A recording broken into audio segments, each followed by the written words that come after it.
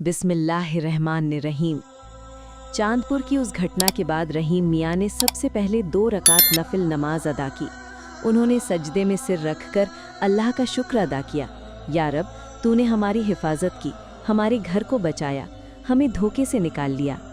सबा भी उनके पास बैठी तस्बीह पढ़ रही थी।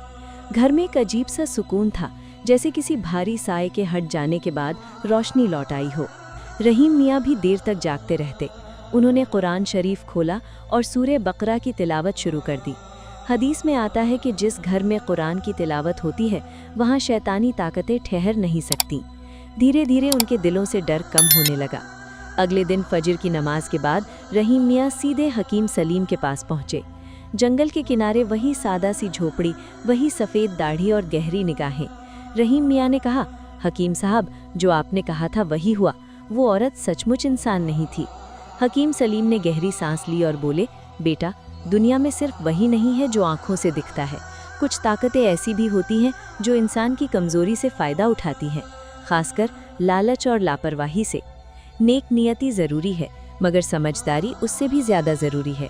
इस्लाम हमें मेहमान नवाजी सिखाता है, मगर साथ ही एहतियात भी सिखाता है। घर लौटकर उन्होंने सबा से कहा, अब से हम हर काम बिस्मिल्लाह कहकर शुरू करेंगे और हर अजनबी पर आंख बंद करके भरोसा नहीं करेंगे। सबा ने हामी भरी। उसने घर की सफाई की, दीवारों पर आयतुल कुर्सी की तख्ती टांगी और रोज़ शाम को धूप जलाने लगी। घर में एक बार फिर रौनक आने लगी। दुकान पर भी अजीब बरकत होने लगी। जो ग्राहक पहले कम आते थे अब ज़्यादा आने लगे। मिठाइयों की खुशबू दूर तक फैलती। रहीम मियाँ हैरान थे कि आटा, चीनी और घी जल्दी ख़त्म नहीं हो रहे, जैसे अल्लाह ने कमी को बरकत में बदल दिया हो।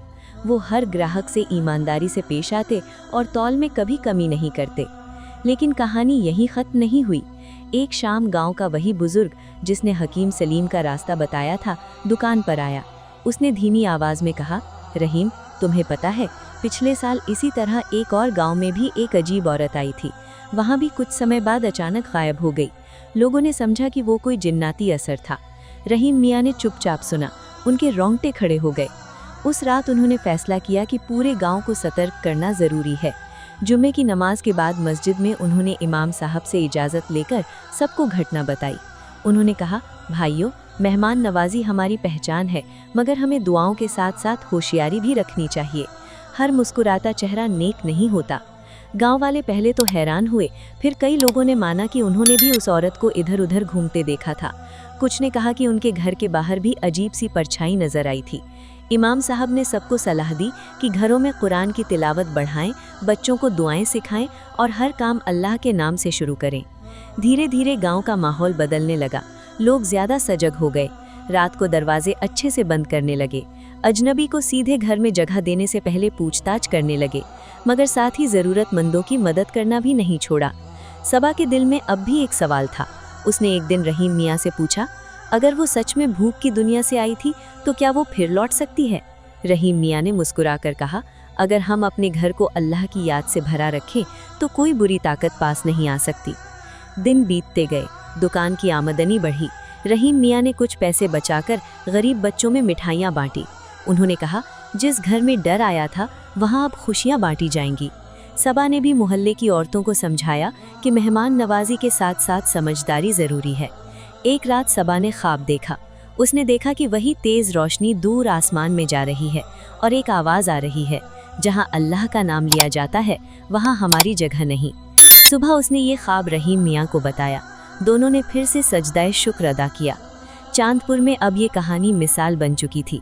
लोग बच्चों को समझाते, बेटा, दिल अच्छा रखो मगर दिमाग भी साथ रखो। रहीम मियाँ की दुकान अब बरकत वाली दुकान के नाम से मशहूर हो गई थी। और यूं एक अजीब इम्तिहान के बाद रहीम मियाँ और सबा ने ये सीख लिया कि अल्लाह पर भरोसा सबसे बड़ी ताकत है, मगर इंसान को अपनी हिफाजत के लिए कोशिश भी करनी चाहिए। नेक नियति, दुआ और समझदारी, इन तीनों के साथ ज़िंदगी की हर मुश्किल आसान हो सकती है।